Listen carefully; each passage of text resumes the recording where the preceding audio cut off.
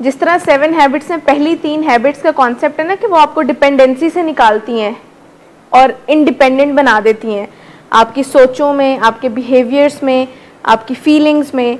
इसी तरह जो अगली 3 हैबिट्स हैं यानी 4th, 5th और 6th, वो आपको इंटरडिपेंडेंस सिखाती हैं, यानी एक दूसरे के साथ मिलजुल कर रहना। इंडिपेंडेंस तो ये होते हैं ना कि एक बंदा खुद काफ़ी हो गया अपने लिए, लेकिन इंडिपेंडेंस के साथ ज़िंदगी गुजारी नहीं जा सकती। एक CEO के पास सारी स्किल्स होती हैं ऑलमोस्ट, लेकिन क्या वो इंडिपेंडेंटली कोई ऑर्गेनाइजेशन रन कर सकते हैं? तो इंटरडिपेंडेंस की जो स्किल होती है ना, वो आपको मिलजुल कर रहना सिखाती है, यानी वो सिखाती है कि कैसे मल्टीपल एनर्जीज मिलकर रिजल्ट्स बना सकती हैं। यानी वो जो हम बचपन से सुनते हैं ना 1 और 1 11, 1 और 1 11, उसका मतलब सिनर्जी का कॉन्सेप्ट समझने के बाद समझ आता है कि 1 और 1 11 का मतलब होता है कि 2 + 2 = 4 नहीं, 5, 6, 7, 8 भी हो सकता है।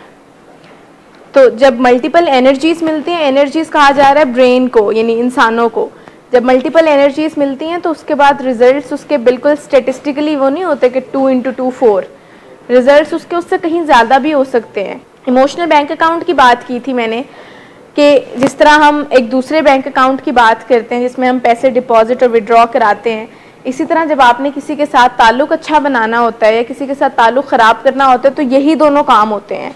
या तो आप उसके दिल में डिपॉजिट्स कराते रहते हैं अच्छे बिहेवियर्स के, या फिर आप विड्रॉ करते रहते हैं। विड्रॉ कैसे करते हैं मुझे बताएं। जब यहाँ पर पेशेंट्स आते हैं तो उनका उनके घर वालों के साथ ताल्लुक़ कैसा होता है? एक किस्म के बैंकरप्टी हुए होते हैं ना, तो वो इतना ताल्लुक़ ख़राब कैसे हुआ होता है? विड्रॉ कर करके ना, बदतमीज़ियाँ करके, गालियाँ देकर, चीज़ें तोड़कर, बात ना मान के, डिसअपॉइंट करके, यानी ये सारी चीज़ें की जा रही होती हैं जो कि विड्रॉल्स कंसिडर होते हैं। यानी आपने ताल्लुक़ बनाने की बजाय ताल्लुक़ ख़राब करने में कंट्रीब्यूट किया है। लेकिन अगर एक ताल्लुक़ ख़राब किया जा सकता है तो मुझे बताएं उसको ठीक भी तो किया जा सकता है ना, और वो हम ही कर सकते हैं।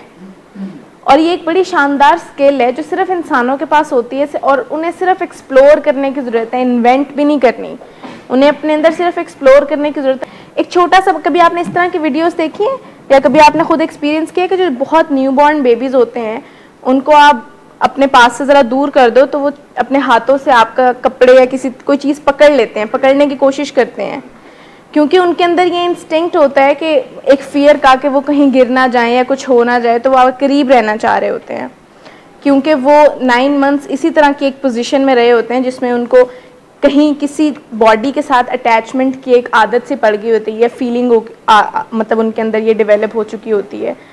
तो कुछ चीज़ें होती हैं जो इनेट होती हैं, जो हमने सीखी नहीं होती।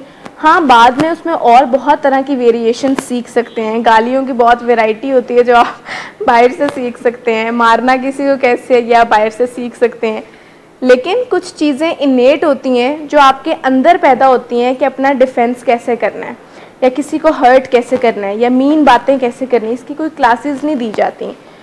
अब जब एक एनिमल ब्रेन इस तरफ चल पड़ता है और वो ये सारे सिनेरियोस क्रिएट करता है, तो मुझे बताएं ह्यूमन ब्रेन इसके ऑपोजिट भी तो काम कर सकता है ना। ह्यूमन ब्रेन ताल्लुकात जोड़ने के बारे में भी तो सोच सकता है ना। इट्स जस्ट दैट ये हमें सूट नहीं करता और इतना फेवर नहीं करता, तो हम इस बारे में सोचते नहीं हैं। देखें, घर पे जब लड़ाई की जाती है तो माँ बाप के अंदर ऑटोमेटिकली एक गिल्ट इंड्यूस कर देते हैं आप। यानी जब आप फॉर एग्जांपल आपने मूड ऑफ कर लिया, आप नाराज़ हो गए हैं और आप अपने रूम में चले गए और आप कह रहे हैं मैंने खाना नहीं खाना, घर से बाहर से आपने कुछ डिलीवर करा लिया है और वो विंडो के थ्रू या किसी तरह से अंदर आ गया और बाहर वालों को नहीं पता कि अंदर क्या हो रहा है, तो घर वालों की तो जान निकल गई ना कि उनके बच्चे ने खाना नहीं खाया। कि जब हम नाराज़ होते हैं ना और जो हमारे लव्ड वंस होते हैं उनको उस चीज़ की फ़िक्र होती है और वो अपनी फ़िक्र का इजहार करते हैं, चाहे अपने अल्फाज में चाहे अपने रवैयों में, और वो खाने की ट्रे ले लेकर आपके पीछे फिर रहे होते हैं। वो कहते हैं अच्छा चलो बताओ कितने पैसे चाहिए, अच्छा चलो ट्रिप पे जाना है तो चले जाओ, अच्छा चलो वो वाली गाड़ी चाहिए, चलो अगले महीने दिला देंगे। तो वो आपकी उस नाराज़गी को देखकर वो आपकी कोई बात मान लेते हैं और एक रिवॉर्ड मिल जाता है आपको। आप सीख लेते हैं कि ओहो ये तरीका तो काम करता है, मैनिपुलेट करना, गैस लाइट करना। आपको पता है हम सब इंसान अनकॉन्शियसली ये दोनों बिहेवियर्स करते हैं, मैनिपुलेट करते हैं और गैस लाइट करते हैं। गैस लाइटिंग होती है जब आप सामने वाले की सैनिटी को ही क्वेश्चन में डाल देते हैं और ये बहुत ट्रिकी सी चीज़ है, लेकिन ये हम सब करते हैं पता हुए बगैर। कॉन्शियसली बहुत ही कम लोग कर, जिनको गैस लाइटिंग करनी आती है ना प्रॉपर, वो पहचान भी लेते हैं जब वो गैस लाइट हो रहे होते हैं। लेकिन ज़्यादातर लोग, यू कैन से 95% और मोर देन दैट, इन लोगों को ना गैस लाइटिंग का कॉन्सेप्ट पता होता है, ना वो कॉन्शियसली करते हैं, लेकिन कर हम सब रहे होते हैं अनकॉन्शियसली। जैसे एक एग्ज़ाम्पल है कि कभी आप घर लेट आए रात को और आपकी मदर पूछ लें कि तुम शराब पी कर आए हो या ऐसा कुछ, तो आगे से उनका बच्चा कहे या लव्ड वन कहे कि आप कैसी बातें कर रही हैं, या आपने सोच भी कैसे लिया कि मैं शराब पी कर आऊँगा, मम्मी आपने क्या बात कर दी है। एब्सोल्यूट डिनाइल नहीं, ऐसे बात करना कि वो 1 मिनट के लिए सोचें कि ओहो मैंने क्या ही एग्जैक्टली यानी वो क्वेश्चन में वो अपने आप को क्वेश्चन करना शुरू हो गए कि ओहो ये मैंने गलत बात पूछ ली, ये नहीं पूछनी चाहिए थी, वो बेचारा नहीं करके आया। वो सब कुछ फिर भूल जाता है। गैस लाइटिंग इतनी शानदार चीज़ है कि आंखें लाल हुई होती हैं चर्च से, लेकिन जब बच्चा कहता है ना बाहर हवा बहुत चल रही थी और मैं बड़ी तेज़ आया हूँ घर वापस और नींद बहुत आ रही थी, बाइक पे था, तो वो कहते हैं अच्छा चलो ठीक है। यानी चर्च मिल रही होती है रूम से, बेड के नीचे से चिपकी हुई, और जब वो कहते हैं कि ये मेरी नहीं थी, ये मेरे किसी दोस्त की थी, आपने कैसे सोच लिया कि ये मेरी होगी, तो घर वाले फ़ौरन कह देते हैं कि ओहो हमने अपने बच्चे से ये सवाल कैसे कर लिया। और वो कहते हैं कि ममा आपको अपनी तरबियत पे शक है, आप मुझ पे यकीन क्यों नहीं करती हैं। तो उनकी मदर भी साथ ही इमोशनल हो के यकीन करना शुरू हो जाती हैं कि नहीं मुझे ये नहीं करना चाहिए था। फिर वो कहते हैं तुम्हारे कपड़ों से इतनी स्मेल आ रही है सिगरेट की, तुम क्या करके आए हो। तो वो कहते हैं कि वो जिन लोगों के साथ में बैठा हुआ था ना वो पी रहे थे, मैंने उनको मना भी किया था ना पियो, लेकिन मैंने नहीं पी, ये पैसिव स्मोकिंग से सब कुछ हुआ है। मैंने तो बाज़ औक़ात पेशेंट्स को यहाँ पर जब TLC होने के बाद उनकी marijuana पॉजिटिव आती है तो वो कहते हैं पैसिव स्मोकिंग से आई है। सवाल ही पैदा नहीं होता, मैंने तो नहीं पी, मुझे टेस्ट दिखाएं। उनको टेस्ट दिखा दिया जाता है। वो तो अलग बात है कि यहाँ पर जो लोग काम करते हैं उनको वो किसी भी तरह से सेल नहीं कर सकते ये सारे एक्सक्यूजेस। इस चीज़ को तो जहन से निकाल दें कि जब तक रिपोर्ट में सामने नहीं आएगा कुछ तब तक मतलब हम मानेंगे नहीं। आपकी बिहेवियर सारी बातें चीख चीख कर बता रही होती हैं कि मसला हो गया कोई ना कोई। मैं बात कर रही थी इमोशनल बैंक अकाउंट की, आगे कीजिएगा स्लाइड। अब मैं बात कर रही थी कि अगर हम दिल तोड़ना जानते हैं और इसके लिए हमें कोई क्लासेस नहीं लेनी पड़ती, हमें किसी से कुछ सीखना नहीं पड़ता, तो फिर हम दिल जोड़ना भी जानते हैं। हाँ वो हमें सूट कम करता है, लेकिन जहाँ पर सूट करता है वहाँ पर हम ताल्लुकात फ़ौरन ठीक कर लेते हैं।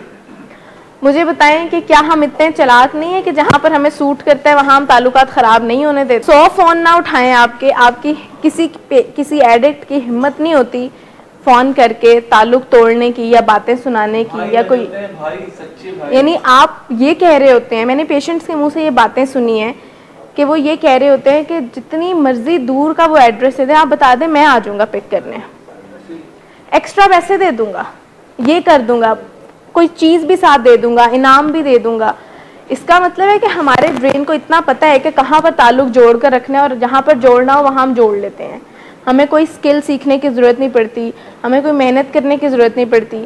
हाँ जहाँ पर हमें कोई फ़ायदा नहीं है उस तरह से, जिस तरह घर वालों से ऐसा कोई फ़ायदा नहीं है फ़िलहाल, बात करते हैं तो ठीक है, अदरवाइज़ वो तो हमारे पीछे हैं ही ना, तो उनके साथ हम कोई एफ़र्ट नहीं करते। आप उनके साथ नोइंगली या अननोइंगली सारे काम कर रहे होते हैं कि आप उनको एक लिसनिंग ईयर प्रोवाइड करते हैं हमेशा। जिस तरह आप लोग अपने काउंसलर्स के साथ ताल्लुक़ ख़राब नहीं करते, चाहे वो आउट ऑफ फियर ना कर रहे हो कि मेरे दिन ना बढ़ा दें, हालांकि काउंसलर्स ये नहीं करते, लेकिन आप उनके साथ ताल्लुक़ ख़राब नहीं करते और आप उनके साथ कॉन्स्टेंटली ये कुछ चीज़ें कर रहे होते हैं कि आप उनको रिस्पेक्ट शो कर रहे होते हैं, उनके साथ काइंड रहते हैं, क्लियर एक्सपेक्टेशंस रखते हैं अपनी।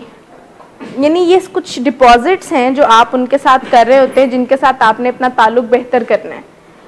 अब मुझे बताएं क्या यही डिपॉजिट्स अगर घर वालों के साथ किए जाएं तो ताल्लुक़ बेहतर होगा या नहीं? लाल साहब आप ये नहीं कहते ना उन्हें, आप उन्हें नहीं बताते कि मुझे क्रेविंग हो रही है, मेरा नशा करने को दिल कर रहा है। आप ज़रा सोचें, पास्ट में जाकर थोड़ा सोचें कि आप उनके साथ अड़फस पहले करते हैं और उन्हें काम की बात बाद में बताते हैं। यानी मैं सिर्फ ये कह रही हूँ कि अगर आप ये कुछ चीज़ें सीख लें तो वो ताल्लुक़ जो आपका आपके घर वालों के साथ ख़राब हो गया था वो सही भी तो हो सकता है ना। अब आप ज़रा गौर करें कि ये जो कुछ डिपॉजिट्स लिखे हुए हैं, हम सिर्फ ये ही नहीं कर रहे होते घर वालों के साथ। मुझे बताएं कितने ऐसे पेशेंट्स हैं जो दिल दुखाने के बाद माँ बाप से ज़रा अपोलोजाइज कर लेते हैं दिल। मुझे बताएं कभी हमने किसी पेशेंट को कहा सारा कसूर आपका है, आपने क्यों किए नशे? कभी कहा है? कभी भी नहीं कहा। ना कैरेक्टर को कुछ कहते हैं, ना आपको ब्लेम करते हैं, हम सिर्फ एडिक्शन को कसूरवार कहते हैं और उसका इलाज बिल्कुल साइंटिफिक है कि ट्रीटमेंट में आ जाए। अगर मैं और आप अपने आप को ब्लेम करना शुरू हो जाएंगे तो ब्लेमिंग को हम डील करते हैं कॉमन सेंस के साथ, ब्लेमिंग को फिर हम डील करेंगे गिल्ट को दूर करके, किसी रिलीजियस एक्टिविटी में अपने आप को जोड़ के, और वो सारे कॉमन सेंस के तरीके होते हैं और वो हमें इलाज तक बिल्कुल नहीं लेकर जाता है। मुझे बताएं अगर आपकी मदर या किसी पेशेंट की मदर ये सोचना शुरू हो जाए कि मेरा कसूर है, तो वो उस कसूर को ठीक करने के लिए क्या करेंगी? वो प्यार का फ्लो बढ़ा देंगी, वो बातें मानना शुरू कर देंगी, गिल्ट ट्रिप पे जाकर बातें मानना शुरू कर देंगी, वो कहेंगी अच्छा चलो बताओ और क्या चाहिए। वो काम करेंगी जिससे आपका दिल किसी तरह जुड़ सके, लेकिन क्या उससे मदद मिलेगी आपको? उससे तो और तबाही होगी।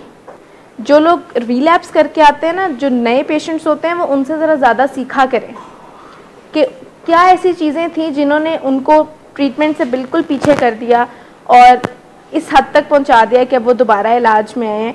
आप लोगों की सोचें, बातें, फीलिंग्स, बिहेवियर्स कहीं ना कहीं बहुत मिल रहे होते हैं। जब इंटरवेंशंस प्रेजेंट हो रहे होते हैं और पेशेंट को इंस्ट्रक्शन दी होती है कि आपने और मैंने, यानी काउंसलर ने और पेशेंट ने आज कुछ नहीं बोलना, हम सिर्फ एक्टिव लिसनर होंगे और हम बैठे रहेंगे पूरी मीटिंग में।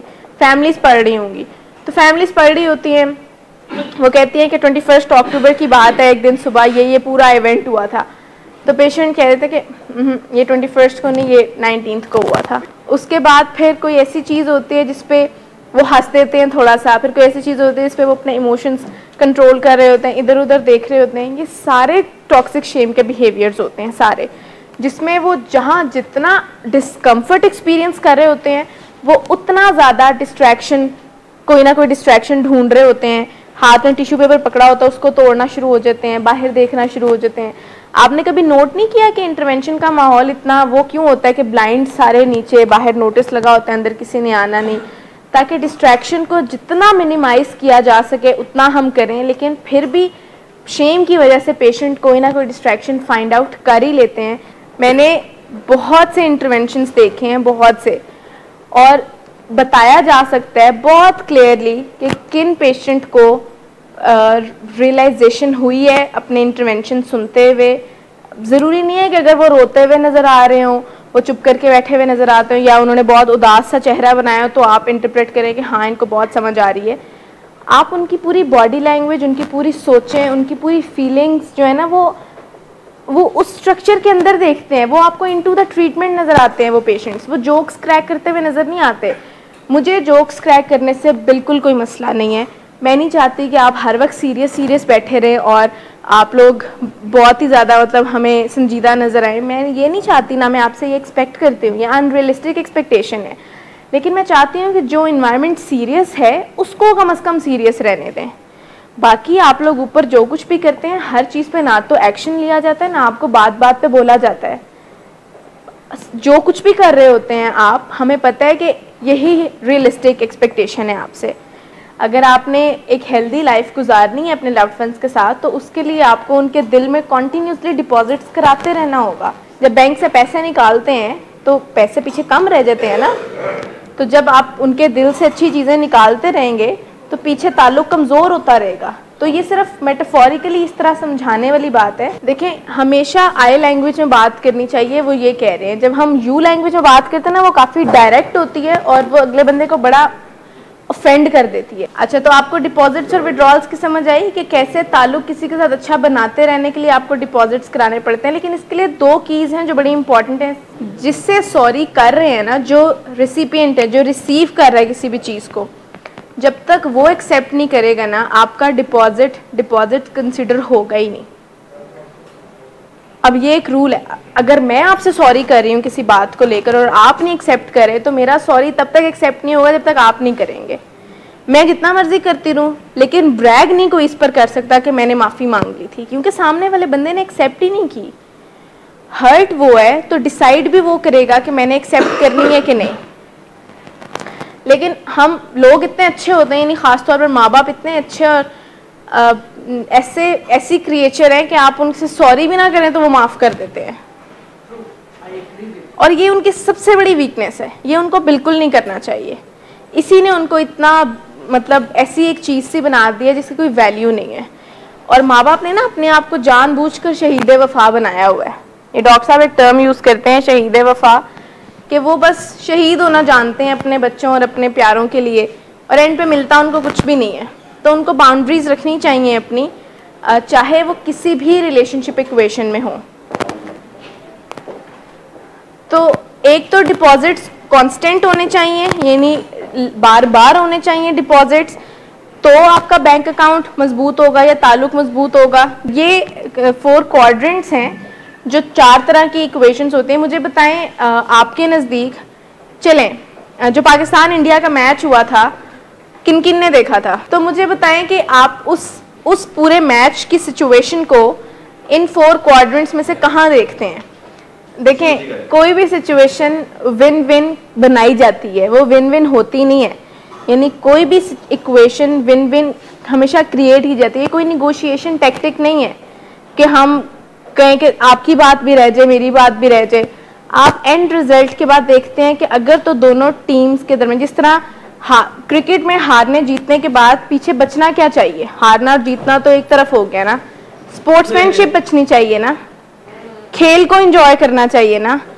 और आप देखते हैं कि वो जो दोनों टीम्स होती हैं वो एक दूसरे को कंग्रेचुलेट कर रही होती हैं, वो गले मिल रही होती हैं, वो एंजॉय कर रही होती हैं, वो पिक्चर्स बनवा रहे होते हैं। तो स्पोर्ट्समैनशिप बरकरार रहती है, गेम का मज़ा बरकरार रहता है। एग्जैक्टली तो वो विन विन सिचुएशन होती है जिसमें एक टीम हार भी, ऑब्वियसली मैच उस पूरे मतलब सिचुएशन का एक आउटकम ही ऐसा निकलना है जो इंटरेस्टिंग हो कि एक जीते एक हारे। ड्रॉ को विन विन नहीं कहेंगे, वो तो शायद लूज लूज होगा। इसी तरह अगर चलें आपके 100 डेज की बात करते हैं, अब शायद सब बोलेंगे ज़रा एक्टिव होते हैं।